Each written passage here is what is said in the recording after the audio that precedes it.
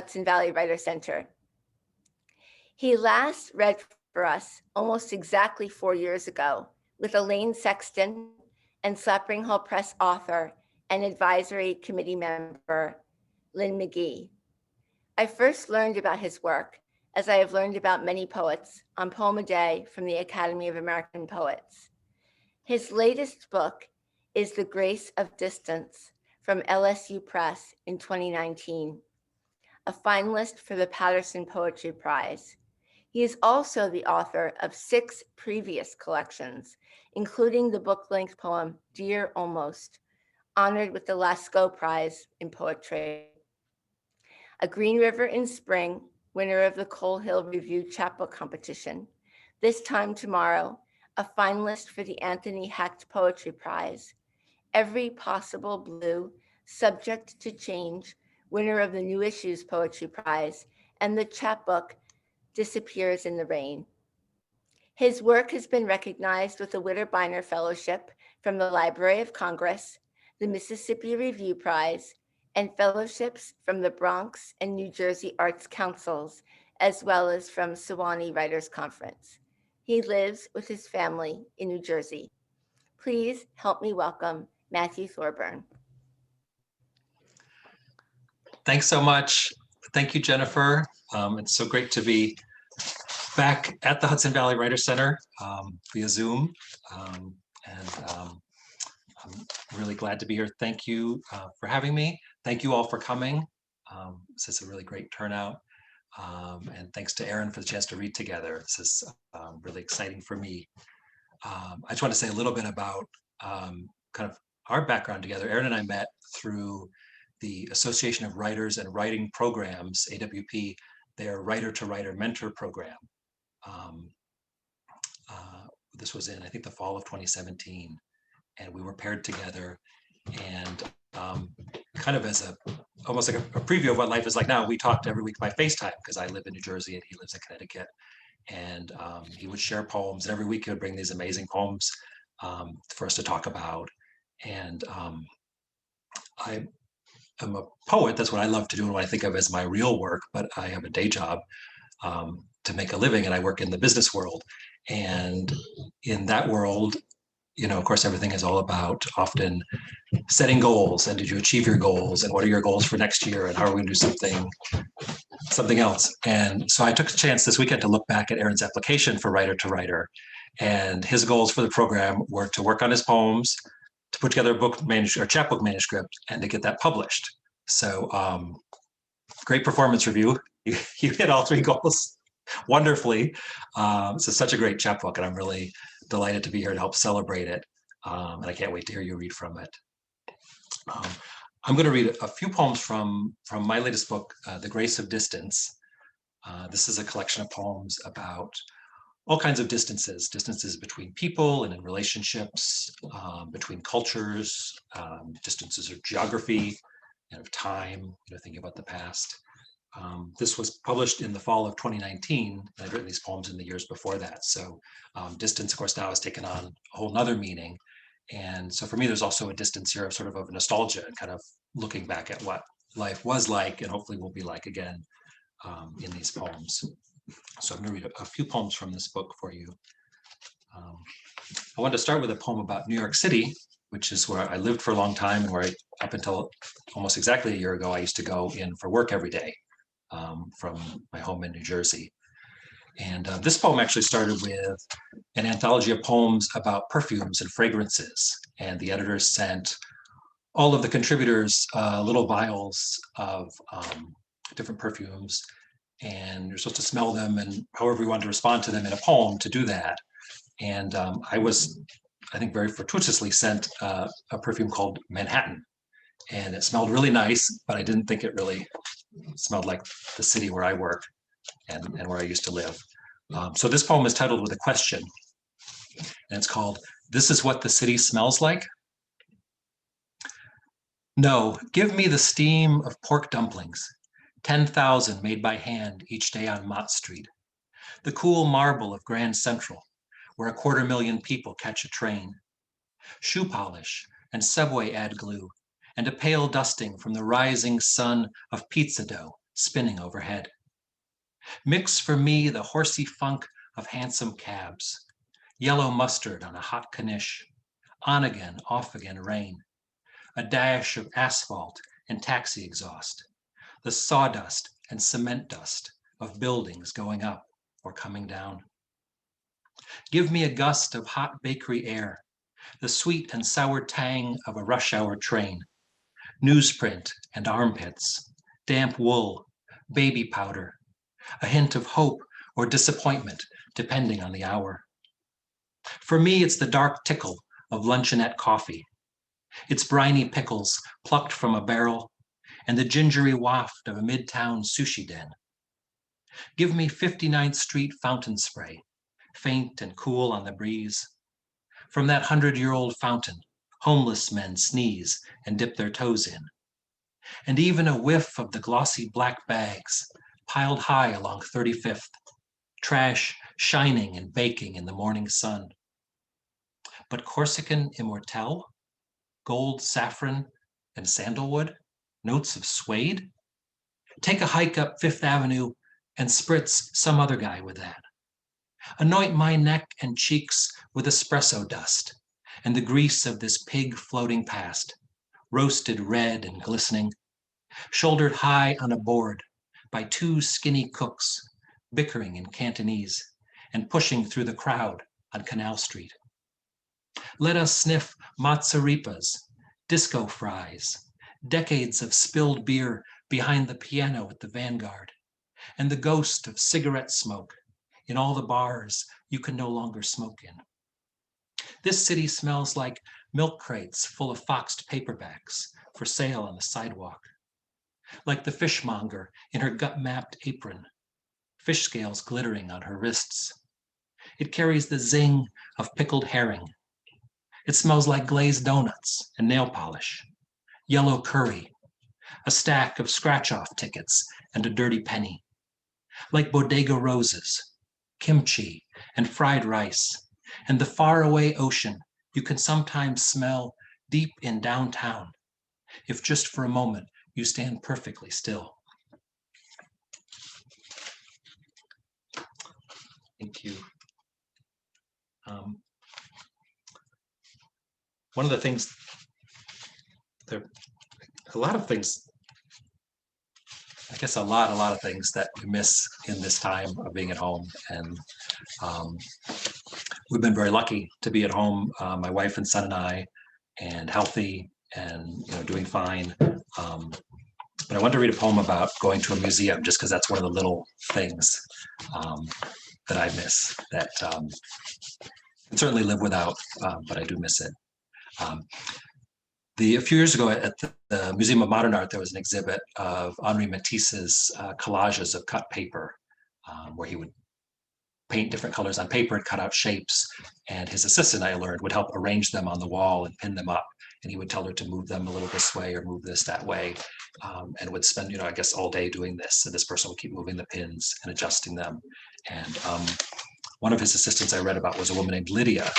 And so when I went to this exhibit, there was one collage called the swimming pool, which he had actually made for his dining room where he was living at the time. And so this collage ran in sort of a strip all the way around the room, I guess sort of like above head height. And at MoMA, they had built a little room that was the same dimensions and put this up the way it had appeared there. And it was really neat to sort of stand there and turn around and see the whole thing. So I wanted to write about that, but I kept thinking about this assistant who had to keep moving these pins and what that must have been like. So this is about that. It has a little bit of my imagination, my imagining of her voice in it. It's called Go Together, Come Apart. Because one day he told Lydia, I want to see divers, and because it was too sunny, it was too hot, because it was blazing at the pool there in Cannes, he said, I will make my own. Because for a day, a few days, perhaps a week, it did not matter. If he was old, he was ill, he was 2 years from death. You can only count that backwards. Because he wanted to make color, because this ultramarine, snip out shapes, because with his scissors, pin them to his burlap-covered walls, or tell his assistant exactly how to, because a collage like a scroll unwinds, because all around four walls his dining room, and so does not begin, and so does not end the way we must, because swimmers, divers, swells and bright splashes, and imagine the thrill, because then irritation, fatigue, possibly anger, because an insistent old man, because that comes with being Lydia, being his assistant, all day pinning and repinning and repinning. The scissored blue, the bright painted shapes upon the walls, above their heads, around this room. Because I do not even know what is this supposed to be.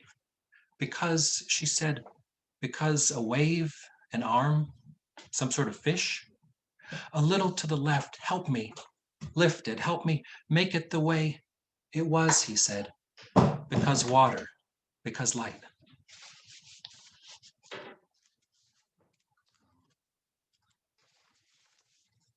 I mentioned one of the gifts for me of this time at home has been not commuting and being home and working from home and being with my wife and son, getting to spend so much time together. So I wanted to read one poem for my wife and then a poem that has my son in it. This poem is called Three Sisters. It's about some old lighthouses in Cape Cod that my wife and I saw the first trip we ever took together. Three Sisters. Not Chekhov's, but Nauset's, three wooden lighthouses, moved inland in 1911 and out of service, so they wouldn't topple over with the eroding coastal shelf and wind up in the water.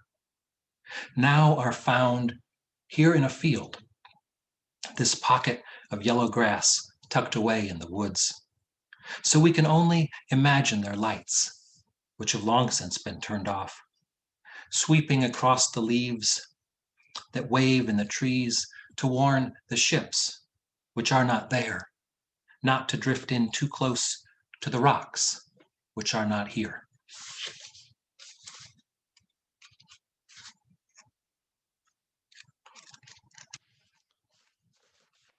And this is called There and Not There. I was trying to get outside my body, figure out how to leave this padded bag behind. I don't mean dying. I guess I was thinking about the spirit, my spirit, wondering if it was anything like the Holy Spirit, often figured as a gush of air rushing through you, a white bird. You see this all the time in old paintings, or a tongue of flame above a saint's head. It's hard to know how much makes it through translation, how often what we hold close is just something someone made up to express the unexpressed. But wasn't it always a tongue of flame? It used to be called the Holy Ghost, for that matter, which always felt closer to the thing, that weird mysteriousness, there and not there, a little spooky. Something speaks through you, makes you its mouth. Speaking in tongues, some folks call it. And then I thought about my 5-month-old son and how late at night, when I hover over the crib to watch him sleep, he will suddenly raise his pale matchstick fingers, his eyes still closed, and brush my cheek.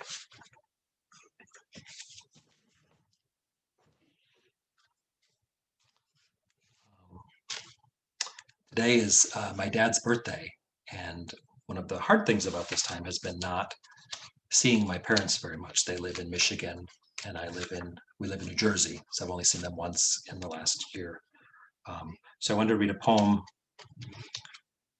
There isn't really a great parents poem in this book, but there's one that is about being a son, and so I want to read that.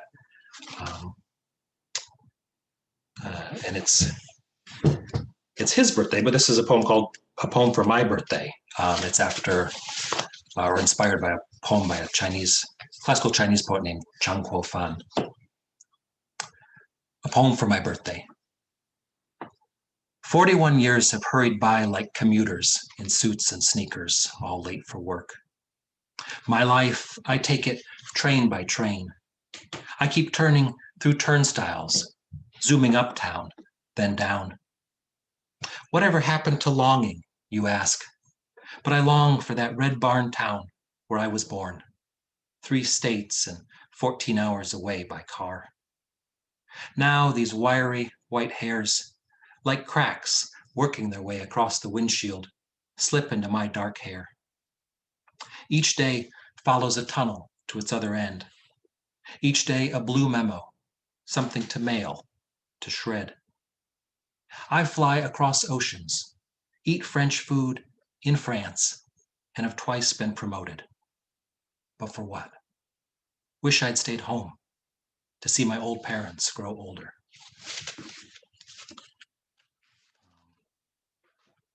I want to pause here to also say a thank you to Louisiana State University Press, which is the press that published this book and my previous book, and to put in a little plug for them. For over a year now, they've been offering almost all of their books, including mine, through their website for 40% off, with the idea that hopefully we're staying home and reading books and being safe. So if you enjoy these poems, I hope you do. I would encourage you to check out their website if you'd like to get a copy of the book or any of their other great poetry books or fiction books or any of their books. It's a really great offer from them. I'm just going to read a couple more poems from this book, and I'm very excited to hear Aaron read. This is a poem in memory of my mother-in-law, Fong Ku, and this poem, it takes place in China. She was born in China and grew up in Taiwan and then moved to the United States as a young woman and spent her life here. But one of the wonderful things we got to do, my wife and I, was to visit China with her and see places that she had known about but had never seen before, and was really excited to see. And this poem takes place in a place called Hanso at a very beautiful lake called West Lake. And it's the inspiration for a lot of classical poetry and different kinds of art.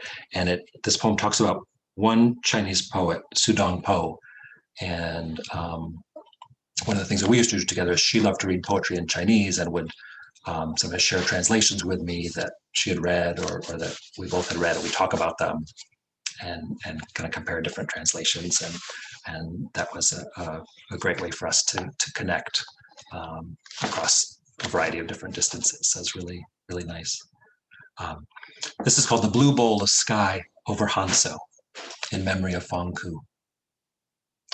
Go ahead, Gong Gong, the boy says, once the green light goes on and the camera's rolling. Pulling in this video, I'll watch again later when I find it online.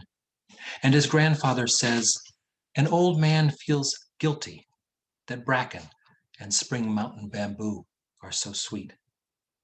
Or so the subtitle will say. His words are Chinese. They're the words of the Song Dynasty poet Su Dongpo. Westlake laps the rocks. I take a bite of Dongpo roe, the stewed pork named for him because he invented it, the story goes. Once when he was bored, then hungry, then forgot the bubbling pot when a friend stopped by to play checkers. And hours later, the smoky aroma, the squares of pork belly, dark and delicate on the tongue, stripes of skin and meat and yellowy fat. Not bad. I'm looking for one perfect phrase to show you this white-haired couple, this boy's Gong Gong and, I can't remember how you say grandmother in Chinese, his wife, who stand next to Sue's statue, which stands next to the lake. He's finished reciting poetry for now, and they look content. They must be on vacation, I think, though no smiles, not touching. Hands at their sides for this prim business of photo taking. But also a phrase, that's all I'm after, or even just a word, 2 words, that catches the quiet hopefulness of such careful documenting, which says, we were here. This is what life was like once. Not bad. Now the boy squints through his camera and takes a tentative step back. then another, clicks the shutter once and once more to be sure he gets it all in. The liquid smooth sweep of rock, darkened on one side by so many hands that suggest the poet's robe. Sue's face tipped back to the blue bowl of sky over Hanso, that blue turning gray and now turning black. His long face that looks a little more surprised each time another camera flashes.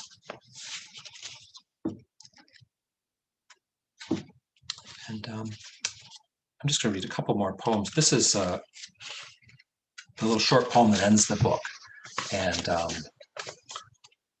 this poem is written to my friend Keith Taylor, who was a teacher of mine when I was in college, and who was a wonderful poet. If you don't know his work, I would recommend looking him up. The poem mentions one of his chapbooks, which is called Marginalia for Natural History. And this is another New York poem that takes place on the subway.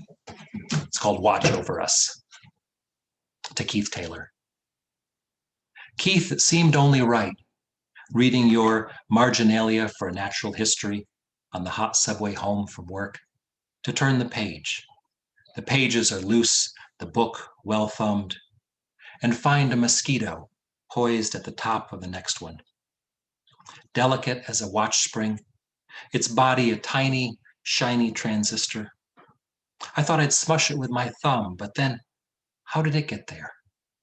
Where could it be headed, traveling uptown like me? Lord, watch over us all tonight on these journeys we may not even know we're taking. I'm going to read one more poem. I just want to say thanks again for having me. And I'm so glad to be a part of this and help celebrate Erin's chapbook. This is a really, really great day, and it feels like in some ways the culmination of a journey. And also I know, keep writing new poems every day. So it's sort of like the first of many publications that I'm planning to celebrate with you. So this is a poem called How Every Song Ends.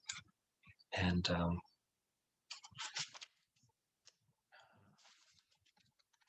it's about the end of a recording session. And everybody's about to go home, and then they decide maybe they'll play one more song. How Every Song Ends. I guess the tune was out of nowhere, and so it must have been a lark, a laugh, since the session was already over, the bass in its case and the piano lid lowered. Everyone headed out the door for a pre-dawn drink or a bad girl's arms. And don't forget to kill the lights. But then Joe strums his guitar, picks out those opening notes, and the trumpets, one older, fainter, one bright and brusque, step up to tell us what this song's all about. That timeless back and forth, what she said and he said, nudging each other, disagreeing and agreeing about who was right, who was wrong, who did or didn't do what, noodling through all the should haves and meant tos that make up our lives, the laundry list of missed calls, closed doors, the letter unsent, that time he didn't look back, but wishes he did. And don't you know it's late, too late. That's what the trumpets call out. And yet how happy the end of this night caught on tape. How lucky the engineer who flipped the switch, turned the lights back up so he could see the trumpets' bells, the guitar's dull glow, Doc and Bud and Joe. How this whirl of notes circles the mic. And how we who weren't even alive for these 6.5 minutes, not long, long enough, long ago, hold our breath as here they come now all the way around to play the chorus once more and remind us how every song ends by going back to where it began until there's only silence and someone stops the tape, turns out the light. Thank you so much. Thank you.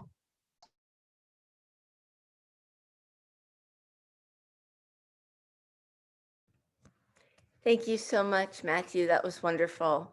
And we are so lucky today to have Nicholas Robinson in our audience. And he and his family have endowed this reading series, the Sanger-Stewart reading series, annually for our Slapering Hall Press contest winner. So please help me welcome Nicholas while he talks a little bit about the series, and then I will introduce Aaron. Thank you, Nicholas, for being here. Well, thank you, Jennifer, and thanks to all at the Hudson Valley Writers Center for the inspiring programs during this year of our self-isolation. It's kept poetry has kept inspiring us, and the readings have kept a community intact and alive. So we're grateful. I'll just say one word. It's been a privilege for my family to celebrate poets and poetry and the Hudson Valley Writers Center through endowing this reading in honor of Agnes Sanger Claflin Adams. This is a fine poet who lived in an age before writers' centers provided this kind of encouragement. She lived from 1893 to 1978. As a young woman, she always was drawn to poetry, as her sister recalled. When she could not go to college in 1911, when she graduated from high school, because women weren't encouraged to do that in her time, she was raising her 3 children and active in civic affairs when polio struck. And in this time of viruses, it's a sad remembrance. Her son, John, the second of her 3 children, contracted polio. And while she was nursing him for about a year and a half, she herself was infected with polio. John died in 1932, and she was paralyzed for the rest of her life. In order to recover and recover a life, she always had to walk with crutches and so on. She wrote poetry, and she wrote and she wrote. She filled some 30 or more books of poems that she rewrote and wrote again before she committed them to be put into her notebooks. She wrote short stories for all of us grandchildren. And I always knew her growing up as my grandmother as a poet. We didn't see her as anyone but a writer and our grandmother. She was not crippled in any way. So the family endowed this reading, her grandchildren, cousins, her 2 daughters who lived on, Johnny's sisters, in 2006 to support the Writers Center and to keep the spirit of poetry and writing alive. It's particularly poignant this year to recall her life because on May 11th, her second daughter, Theo, died of COVID-19. So the virus comes back to haunt us all again. But we're honored to be with you, and I only want to take this brief little sorbet between the 2 great courses that Matthew and Aaron are providing and share that with you. We're grateful to be a part of this day. Thank you so much.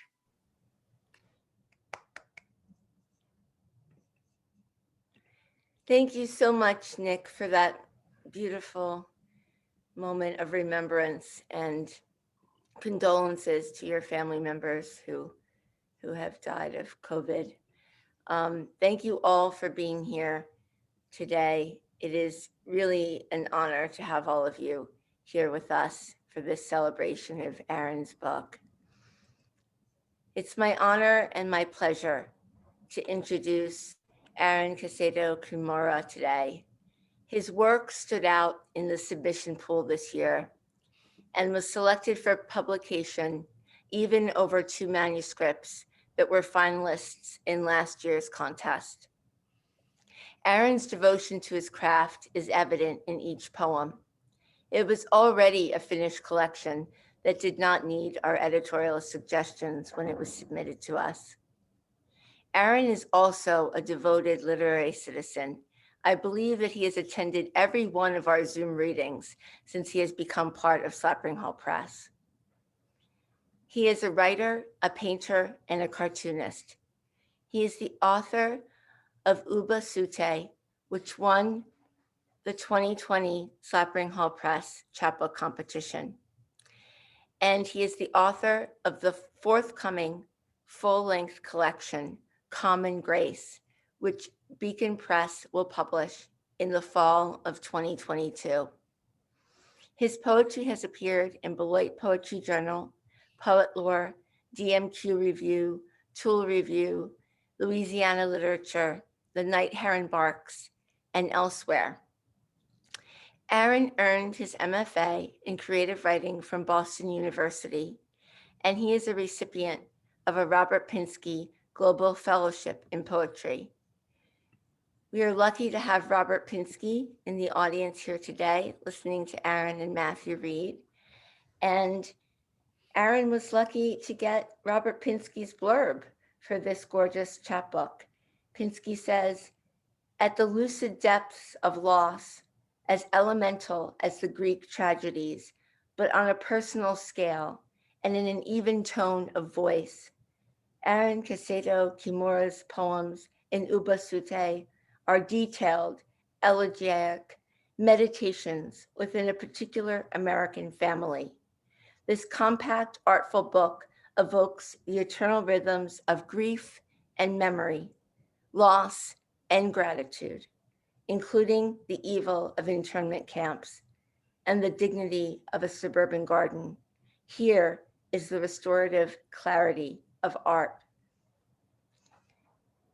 And I just want to thank all of the Slapering Hall Press Advisory Committee members and co-editors for being here today.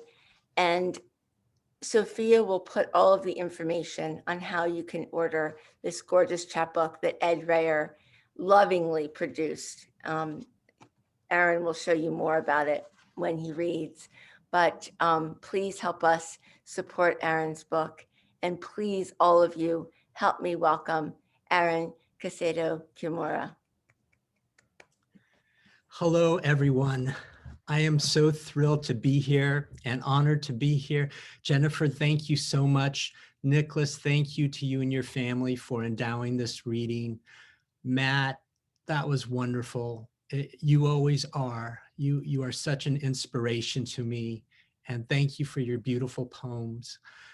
Before I give my reading, I just want to take a moment to thank Jennifer Franklin, Margo Taft Stever, Peggy Ellsberg for choosing my manuscript for this honor, and the advisory committee who participated in the selection process. Thank you so much. It's been such a pleasure working with my editors, Jennifer and Margo, and their copy editor, Julie Danho. Thank you all so very much. And I just want to give a special shout out to the team at the Hudson Valley Writers Center, Sophia and Christina. I appreciate you so much. You've both been so wonderful. And of course, thank you to everyone, each and everyone who's here today for coming out to hear us read on Zoom, hearing Matthew and me read some poems to you. So Jennifer held this up, but I have to hold my copy up as well. Big thanks to Ed Rayer of Swamp Press for designing this gorgeous, gorgeous book. This book is about my parents. It touches on their experiences of World War II, of being newlyweds, of being parents, of settling in suburbia, and finally growing old and dying. It covers a lot of ground. My father passed away in 2011 and my mother in 2015. And I wrote these poems as a way to keep them alive in my life, and also as a way to continue honoring them. The title Ubasute is a Japanese word which literally means abandoned, and it refers to a mythical practice from Japanese folklore where a grown son carries his mother on his back to a mountain and abandons her, leaves her there to die. I was a little boy when my mother told me this horrible tale, and this is the subject of the first poem I'd like to read for you. The first poem that I'm going to read is, I'm going to read 10 poems from this book. The first poem is a short poem, and it's an ekphrastic poem. And it's inspired by a woodblock. Oh, great, Jennifer, you got that too. Yeah, it's inspired by a woodblock print by the master Tsukioka Yoshitoshi. The title of the woodblock print and the title of my poem is The Moon of Ubasute. When I was writing this poem, I was wondering, is there any reason why somebody would want this? Somebody who is old and dying would want this. When my mother told me about this tale, she told me in a way that suggested, yeah, this is just the way it is, and this is your responsibility as a son to do this. She could have been totally joking. I don't know, I was a little kid. But I remember thinking, this is the worst thing I have ever heard in my life. I could never do this. So this poem is in the voice of the mother, and I believe that she is speaking to that little boy, me. The Moon of Ubasute, after the woodblock by Tsukioka Yoshitoshi. Years from now, when I am old, blind and crippled, his mother said, you must carry me up the slope of Tanigawa, past the ancient knotted pine, leave me in a cradle of hakone grass and moss. Without pity, my son, the moon will watch as I reach for my mother, Okasan, Okasan. The ginkgos will bow, weep their leaves, bury me in gold.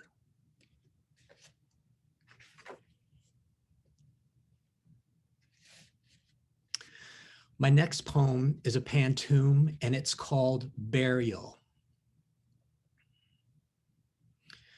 I return my father's body to the earth, cremated as he instructed in a letter. No funeral, no obituary in the newspaper. Those who needed to know were told.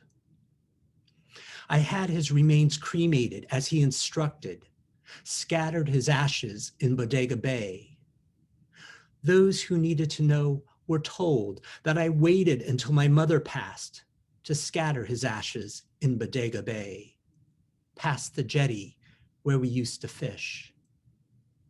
I waited until my mother passed, poured out their dust together, past the jetty where we used to fish, from the deck of the Miss Anita, seagulls calling overhead. I poured out their dust together with a handful of Uncle George, from the deck of the Miss Anita, seagulls calling overhead. No funeral, obituary in the paper. With a handful of Uncle George, I returned their bodies to the earth. So it's true. My father wrote my sister and me a letter saying that, you know, he wanted to be cremated. He wanted to be thrown into the Pacific Ocean, didn't want a funeral, memorial service, obituary in the newspaper. And then 4 years later, my mom asked the same thing.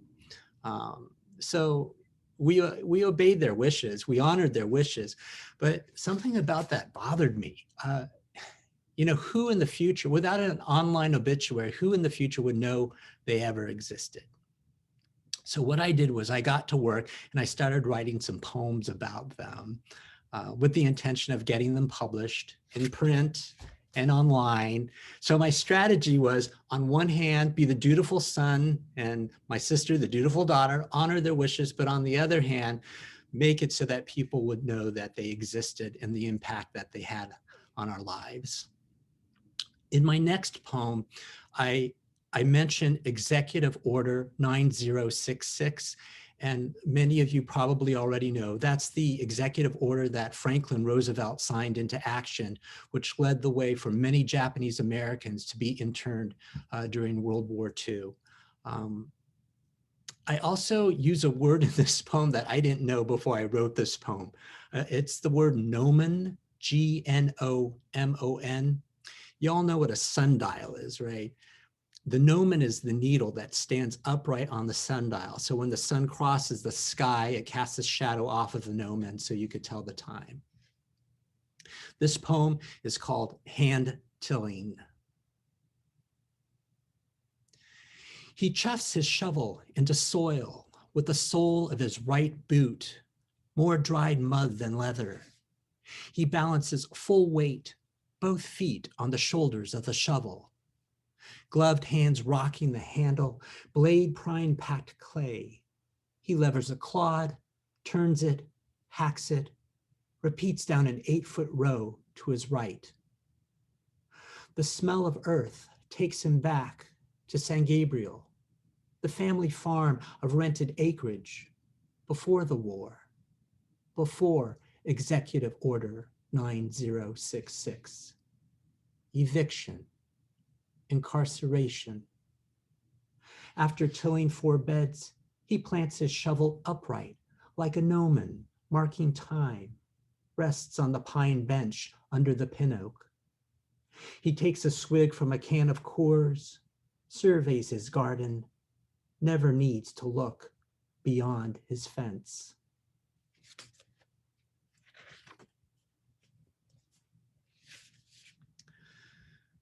My next poem is probably my earliest memory. My mother told me that I was 1.5 when this happened, but I do remember it distinctly. This is called Watching Grass Grow. Maudie and I lie on our bellies, tiny fists under tiny chins, staring at a rectangle of dirt outlined by pine stakes and kite string. Dad has planted grass seed off the side of the driveway, says if we're patient, watch closely, we'll see it grow. Maudie whispers, "I don't see anything."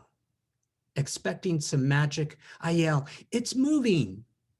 But it's just an ant crawling over boulders of soil. We get up, dust ourselves off, go inside to watch cartoons. After April rain and sun, we have a front lawn, backyard too, tricycles, swing set, swimming pool, and bedrooms of our own. As we get older, we wonder at how Dad is so content with a tract home, his glacier blue station wagon, a small plot of land he waters and grooms year after year. His family owned just what they could carry to Jerome and Tule Lake. He never mentioned that. The only grass he saw at the Santa Anita Assembly Center was in the middle of the racetrack near the horse stalls where his family slept. In that poem, I mentioned Jerome and Tule Lake. Those are the 2 internment camps my father and his family spent their time during World War II in. And I also mentioned the Santa Anita Assembly Center, which was really the Santa Anita racetrack in the LA area. And that's where they gathered all the Japanese Americans in that area together in order to ship them out to different places in the United States. My next poem is entitled Ritual. He drags a razor down his cheek, traces a pattern, 19 strokes, scrapes cream and stubble from drooping skin, like shoveling snow off uneven pavement. Sunk in his recliner, he conserves movement, pauses while sculpting chin, labors oxygen from bedroom air. Early 1940s, he got through teen years in Jerome and Tule Lake, learned to shave, smoke, and cuss. In camp, every other word was a swear word, he told me. I heard him say damn only once. He also quit smoking finally in 72 after inhaling 2 packs a day for 30 years. Shaving cream, face towel on the side table, basin of hot water in his lap. As ritual second, I hold a mirror, keep from saying good enough. After ghosting a touch-up, he exchanges track 2 for towel, refits the cannula under his nose. Oncologist at 3, car ride home, final look at his garden through the kitchen screen door.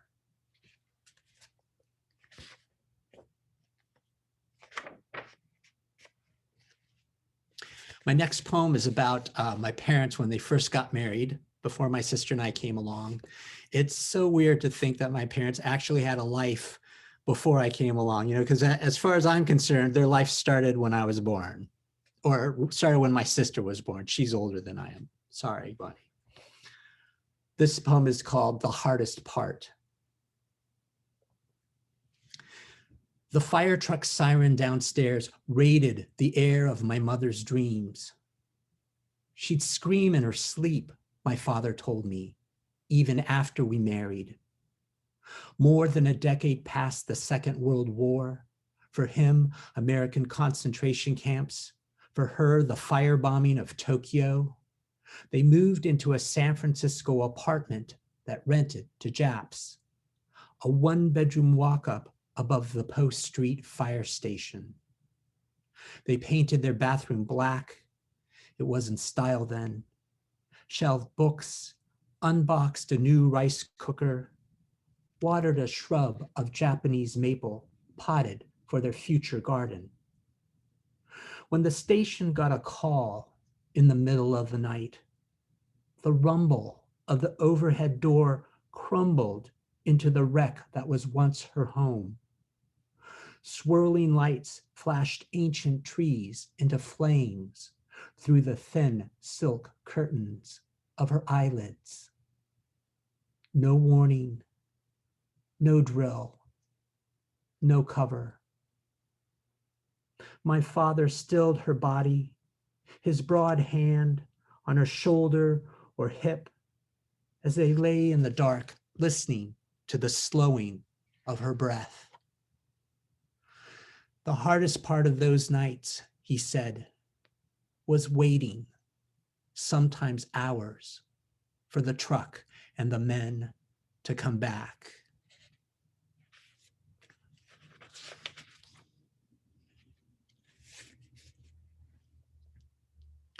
What's kept alive? She crunches her walker into the sea of pebbles surrounding the stepping stones, tells me, this bush with flowers is Japanese. That one is too, but different. I hover close behind, ready with an outstretched arm, as if to give a blessing. Pick that large weed near the lantern, by the roots, and throw it into the pail. My father planned and planted this garden 50 years ago, hidden behind the fence of their Santa Rosa tract home. But he's gone now. She hires a hand to rake leaves, prune branches once a month. Soon she'll be gone. I'll sell the house, return to Connecticut. A stranger will buy it, become caretaker of the garden, but won't know that from their San Francisco apartment, my father transported the Japanese maple, cradled in a small clay pot, the momiji now guarding the north corner, and that my mother chided him for bothering with a dying shrub.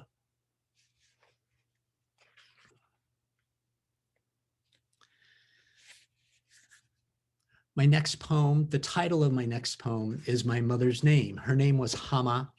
It's a Japanese name, and it's spelled H-A-M-A. Hama. I ease a pen into the curl of Mom's hand, ask her to sign a check. She sits on the edge of her bed, barely lucid, slowly forms H. A faint blue ballpoint cursive, a ripple, an echo. H, A, Again, her hand can't write what comes next. Her name is Japanese for beach. I say, it's okay. Help her lie back. Wonder as her eyes close if her memory washes ashore somewhere. Goat Rock, Doran Park, bright and blustery, where with bare feet, pant legs rolled up, she watches I don't toddle too far into the surf.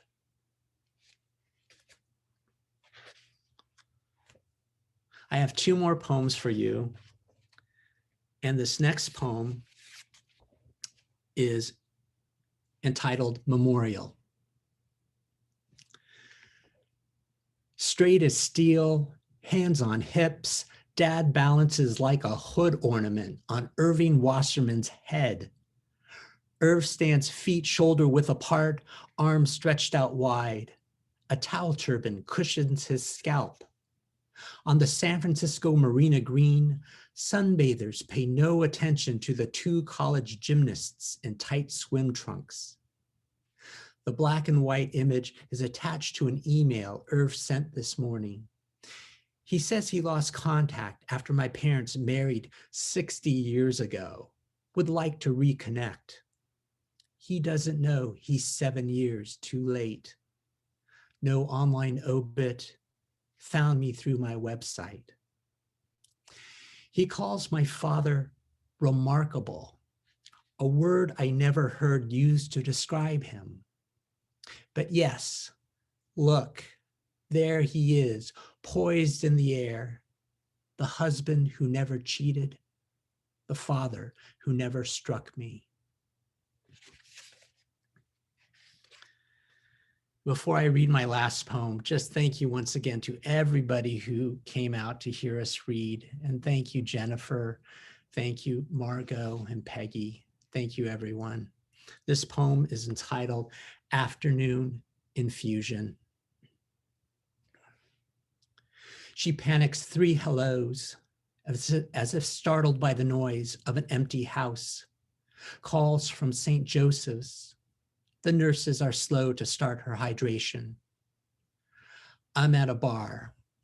Stevie Nicks reverbs in my beer, lures me back to the edge of 17 in this town I left 30 years ago. I take her call outside, stand away from the smokers. Half truth, I'm at the mall. She slurs a request. Milk of magnesia. And that other thing she can't remember.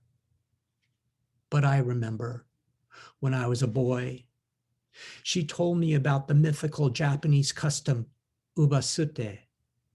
A grown son lifts his aged mother on his back, delivers her to a mountain, leaves her to die. I'll come pick you up after chemo, I say and hang up, realizing she's already cradled by the mountain. The waft of cigarette smoke and hint of manure in Santa Rosa air usher me back into the restaurant. The hostess smiles, welcomes me. Clueless, I have come and gone. Thank you. Thank you very much.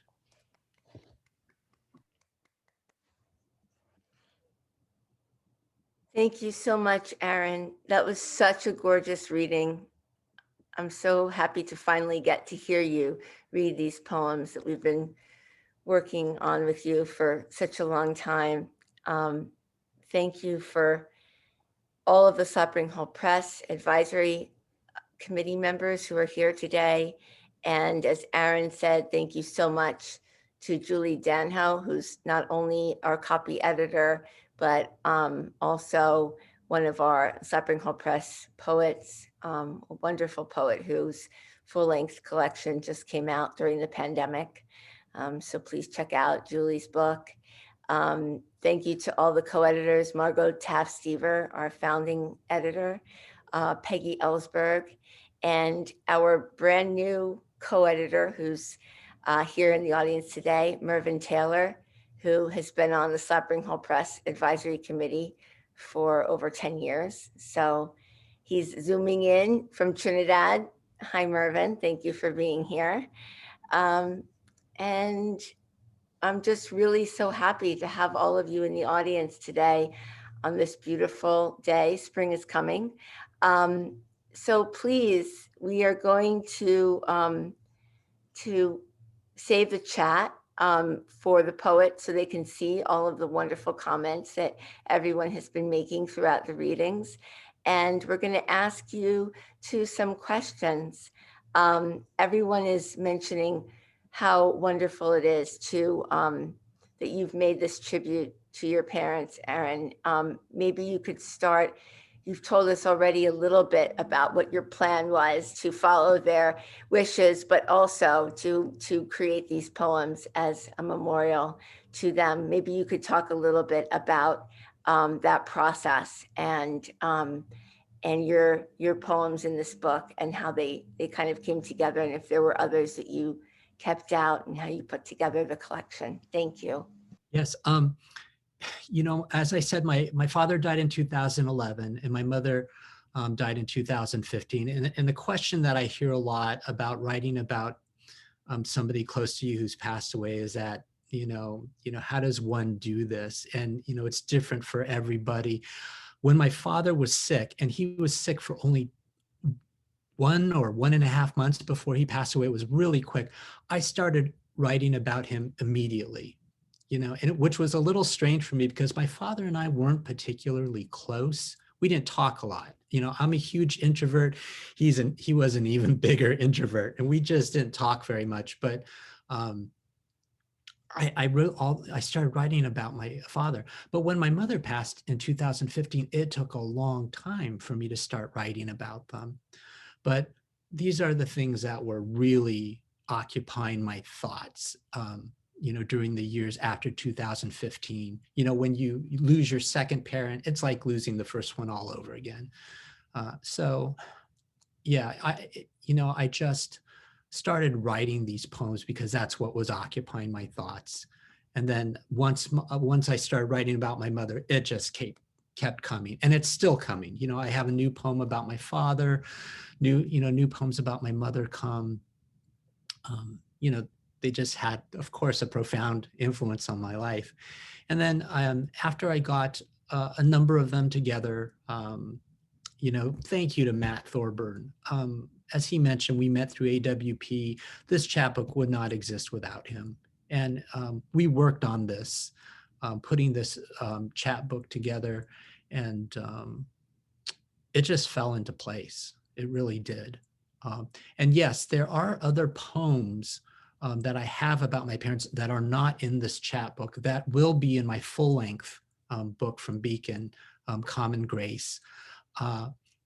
You know, when I sent my manuscript into this contest, there was a limit of 20 pages, which was fantastic because I had about 24 poems. And what it made me do is really focus in on what was essential, you know. And so when I got that 20 poem body, I felt like it was so strong. And after the editorial process, after I went through the book with Jennifer and Margo, Jennifer said, okay, are there any other poems that you would like to add to this that you would want us to see? And I said no, because I really loved this 20-page compact book. And that's what I have, which I love. Thank you for answering that question for us. Sophia, do you have a question for the guys? Yes, absolutely. I'd love to ask a follow-up question about process, particularly about, you know, the process of note-taking and journaling, and, you know, the ways in which you recall certain experiences from the past that you're bringing back and perhaps connecting to things that are more present in the current moment in which you're writing, how those two things connect for you. Both in an abstract, more poetic way, and, you know, also in a technical way. Is that for both of us? Yes, that's for both of you. Okay, so Matt, you could take that one. Um, yeah, well, I mean, I guess for me, that process has changed over time. I mean, I've always been a notebook person and someone who wrote things down. Um, but sometimes now you just out of necessity, that will be, an audio note on my iPhone or a scribble on a piece of paper or in the margin of my legal pad that I'm doing, I'm essentially working on like a work Zoom call or something like that. Um, but I find that important because I like to write narrative poems and poems that kind of go from one place to the other. But when I'm writing them, I almost never write it in that narrative, in that linear way. So I will write these pieces and then kind of fit them together.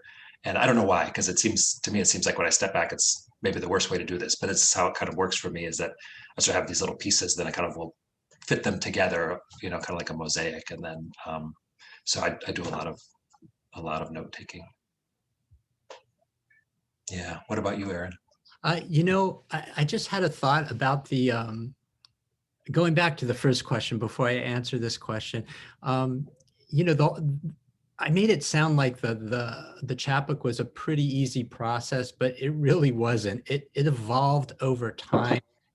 Matt and I put it together, but then I got the opportunity to do an MFA program at Boston University, and I shared this chapbook with my teachers there, Robert Pinsky, Carl Kirchway, and Gail Mazer, as well as with my cohort members, passing these poems around to see what they thought in the workshop. And through that whole process, we really fine-tuned this work. I just wanted to make sure I mentioned that, and thank you to all my BU professors and my BU cohort for that. Matt is the consummate writer. I'm not such a note taker. What I do is I do it all on my computer. I have a file. Whenever I get an idea, I type a file on a Word document and then tuck it away. Another day, another idea, just a few sentences if it comes. And then I revisit these files and poem, and sometimes they don't. Along those lines, Aaron, maybe thank you for clarifying the whole process, the long process of putting together the chapbook. But along those lines, we have a lot of people in the audience today who are working on their first chapbook or their first full-length collection. And any advice that Aaron and Matthew, I know yours was a long time ago, but any advice that the two of you would have to students, emerging poets working on their first collections and submitting work to journals, that would be helpful for you to share it.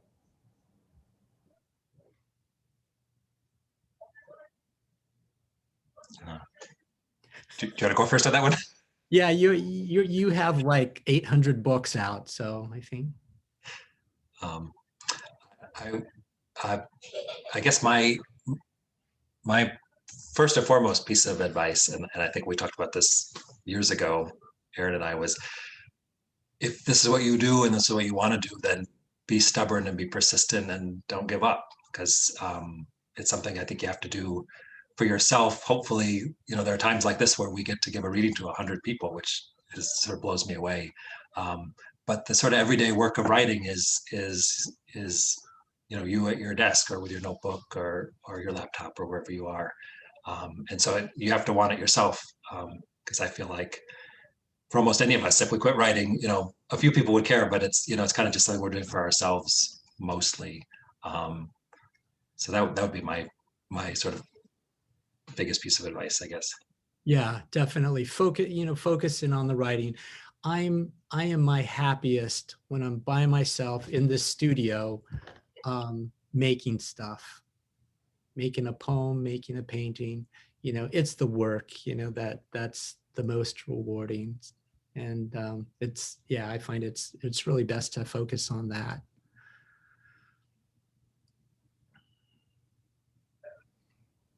Thank you for that, guys. We have a question from Lynn McGee. And it looks like this is for Aaron in specific. She says she has a question about the process of constructing your parents' experience in poems.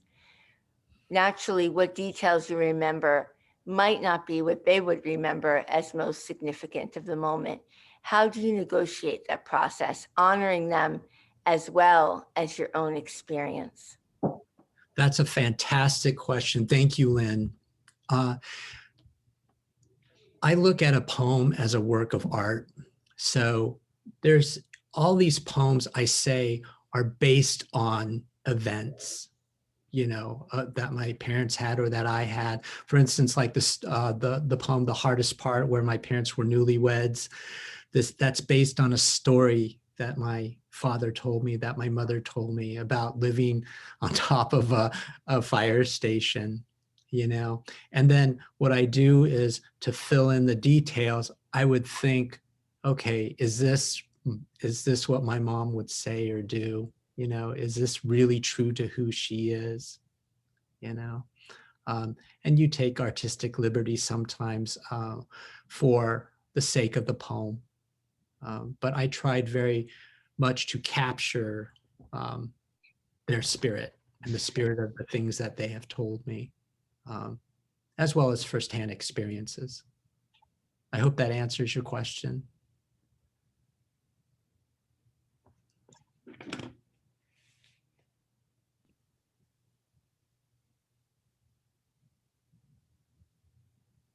Yeah, that was such a great answer. I've got another question. Oh, we have actually just got another question in the chat, which is asking if it was painful to write these poems. And this question is addressed specifically to Aaron, but I think it would also be a very relevant question to Matthew as well. So if anyone's got an answer, please chime in. Hi, Bessie. Thank you so much for being here. No, it wasn't painful to write these. It was very cathartic. It was, all art to me is therapy. Whether I'm painting, cartooning, writing a poem, it's all therapy. And it was wonderful just to get it all out onto the page. Reliving certain things. It's sad, but not painful. It's more, it brings joy for me, I guess I could say. I wrote these to keep them alive, in my life. So maybe I feel very blessed that it wasn't painful, because I know I feel very fortunate to have had Joe and Hama Kimura as my parents, very fortunate.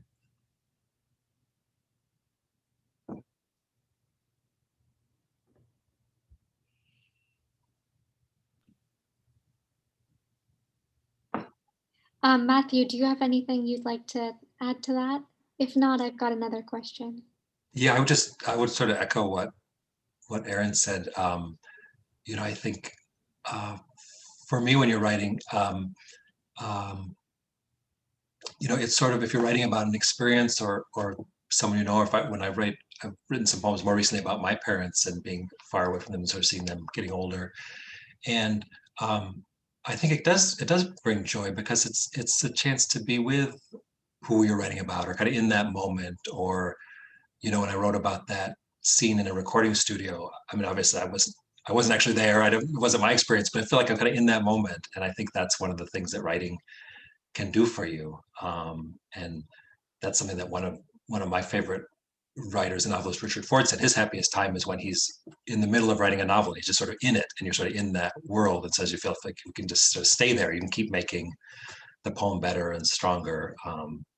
And for me, it's kind of like being with those people. So I agree about the joy of that. Those were both amazing answers. When do you feel that you, or how do you know that you are writing and working on more than just individual poems, or even perhaps emotional exercises, and when in fact you're working with something that's much bigger, that's a collection or something like that? Is there a moment where things change for you?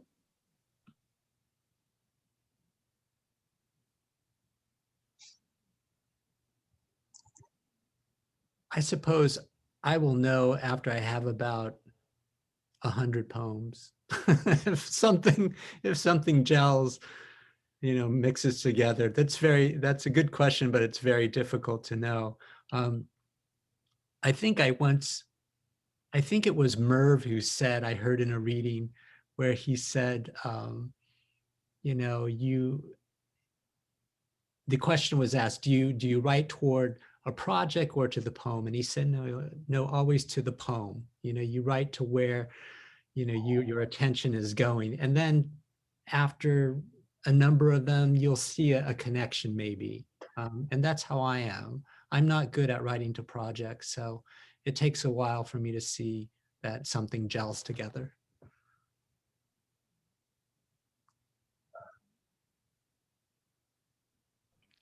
Yeah, I would just say I would agree with that, definitely. This book, The Grace of Distance, kind of came about. It kind of started with when I was working on my previous books. As I put them together, there would be poems that didn't fit into those books, like for thematic reasons or stylistic reasons, and I would save those in a folder, the ones I like, because they're good poems. They just don't go in these books. And over time, that folder got a little bit thicker and a little bit thicker. And at a certain point, I decided to take a look at it and kind of see what I had. And I realized that a lot of them hadn't gone to those other books because they were all about these ideas of distance. And so I sort of became aware that I've been writing about this, sort of very broadly about this theme in different ways. And so from that point on, I was sort of more aware of it, but still, like Erin's saying, I kept writing poems, and I wrote other poems that didn't go into this book either, but was sort of a little bit more aware of that preoccupation. Because I think even in books that may seem like they're just a collection of 30 really good poems, each of us has our preoccupations and our obsessions and our things that we kind of come back to. So I think we may be more or less aware of them, or they may be more or less explicit, but I feel like we all have those things that are kind of what matters to us and what interests us. Thank you. I think we have time for 2 more questions.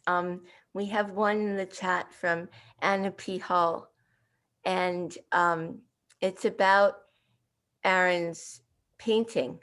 And I'll show you guys one of Erin's beautiful postcard paintings. So please do also check out his work, his visual art. Anna asks, Erin, does your painting practice or craft influence your poetry and vice versa?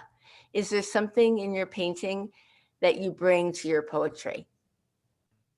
Well, hi, Anna. Thanks for coming. Such a great question. I believe that all art forms inform the other, whether it's dance, writing, cooking, painting. There's so much similarity between painting and poetry. How exactly that plays out, I'm not sure, and I'm good with not knowing or being able to articulate that. It's just something that happens intuitively. They are similar processes. I did start a poem recently where I was comparing the two together, but I don't know if it's ever gonna amount to anything. It was just my attempt at trying to articulate what the similarities were. But in answer to your question, yes, they do influence each other. They keep that creativity going. If I'm tired of words, I could always just slap some paint, on the canvas. When I'm tired of painting, I can, write some words. Right now, I have not painted a single thing in about 2 months. I have just been so occupied with poetry, and I'm good with that. My gallerist might not be good with that, but yeah, so I hope that answers your question. Yes, thank you. Jim Garber has put your website for your artwork Oh, thank in you. the chat, so your gallerist will be happy with that. Thank you, Jim. And Sophia's going to ask one last question because we got two more in the chat while you were answering that. Yes, so the last question is, how do you know that you are done editing and that you have a final product? A book or a poem? Well, the question didn't specify, but I suppose the question could apply to both depending on what you've got Okay. an answer for. Well, as far as poems go, how do you know when a poem is done? I am a firm believer that a poem is never done, is only done when the author is dead. You know, up until that point, it's fair game. You know, so maybe the question is, when is it submittable? Or my friend Tara Skirtu, who's here from Bucharest, thank you so much for being here. She calls it leave aloneable, you know.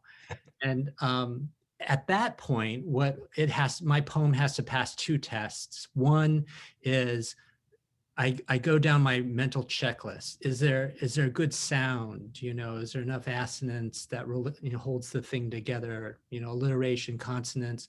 You know, am I watching my modifiers? That whole list, everybody has it, right? I go through that list, and then I pass it on to my readers. I have a group of fantastic readers. Matt, of course, is there. My wife, who's a poet as well. My cohort, my friend Shrini. After it goes through those two things, and I say, okay, it's reasonably okay, I could send it out, and I send it out. I suppose a book, this chapbook, is similar.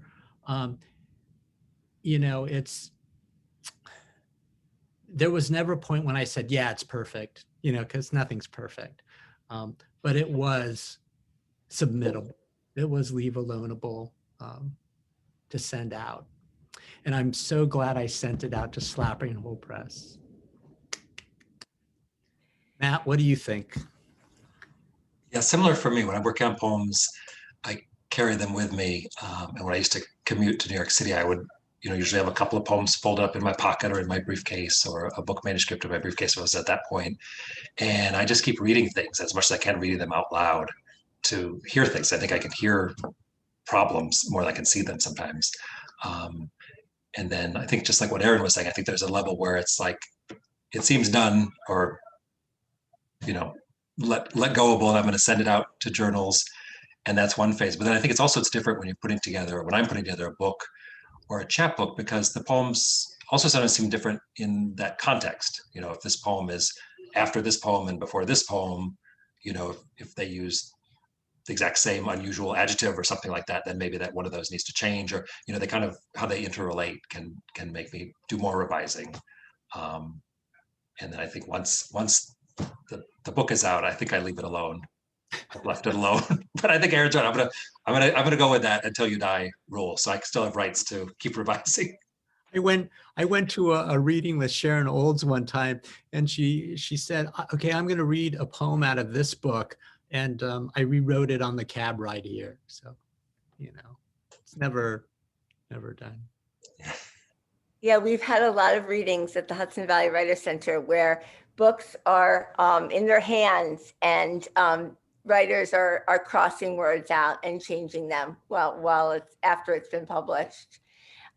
So thank you both so much for this incredible reading and for the discussion. You've both been so forthcoming with us, and it's been great to hear about your process. Thank you all for being here today. Don't forget that if you know people who have a chapbook manuscript, as long as they have never published a chapbook or a full-length collection, and as long as they are not a student at the Hudson Valley Writers Center, please do have them submit to the contest. It's open until June 15th.